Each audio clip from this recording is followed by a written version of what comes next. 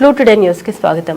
ప్రభుత్వ పాఠశాలల్ని మూసివేయాలనే ప్రభుత్వ ఆలోచన పట్ల తెలంగాణ రాజ్యాధికార పార్టీ తీవ్ర ఆందోళన వ్యక్తం చేసింది. ఈ సందర్భంగా తెలంగాణ రాజ్యాధికార పార్టీ రాష్ట్ర కార్యదర్శి రమేష్ యాదవ్ మాట్లాడారు. ముఖ్యమంత్రి రేవంత్ రెడ్డి ప్రభుత్వ పాఠశాలల్ని మూసివేయాలనే నిర్ణయం తీసుకోవడం అత్యంత బాధాకరమని అన్నారు. గ్రామీణ ప్రాంతాల బీసీ, ఎస్సీ, ఎస్టీ, మైనారిటీ వర్గాలకు చెందిన వేలాది మంది విద్యార్థులు ప్రభుత్వ పాఠశాలపై ఆధారపడి విద్యను అభ్యసిస్తున్నారని పేర్కొన్నారు.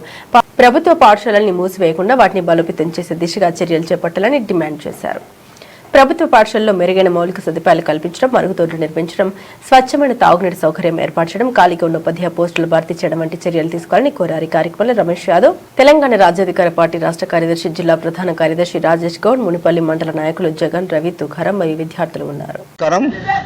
ఈరోజు తెలంగాణ ప్రభుత్వం మరి ప్రెస్ నోట్ ప్రకారంగా ఈరోజు మరి గ్రామ ఉన్నటువంటి ప్రభుత్వ పాఠశాలలు మూసివేసడం చాలా బాధాకరం. ఎందుకంటే ఈరోజు బడుగు బలిగిన పిల్లలు మరి మైనారిటీ, ఎస్సీ, ఎస్టీ, బీసీలంతా గ్రామస్థాయిలో ఉండి ఈరోజు చదువుకుంటున్నారు.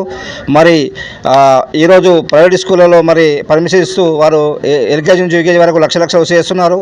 ఈరోజు మరి ప్రభుత్వ పాఠశాలలో అనేక మంది టీచర్స్ లేక, మరి మరుగుదొడ్లు లేక, మౌలిక సదుపాయాలు లేక, ఎంతోమంది తాగునీటి లేక, క్రీడా సౌకర్యం లేక ఎంతోమంది మరి విద్యార్థులకు మంచి సౌకర్యం కల్పించాలి. ఈరోజు నేటి బాలలే రేపటి పౌరులు. ఈ ప్రభుత్వము మరి ఏదైతే ప్రభుత్వ పాఠశాల మూసివేస్తని చెప్పిందో అది వెనక్కి తీసుకోని చెప్పి కూడా మేము ప్రభుత్వాన్ని డిమాండ్ చేస్తున్నాం. ఎందుకంటే ఈరోజు అనేక పాఠశాలలో కొంతమంది టీచర్స్ కొదా ఉంది. మరి ప్రతి పాఠశాలలో క్రీడా స్థలం కేటాయించాలి, మరి అనేక సౌకర్యాలు కల్పించాలని చెప్పి కూడా మేము ప్రభుత్వాన్ని డిమాండ్ చేస్తున్నాం.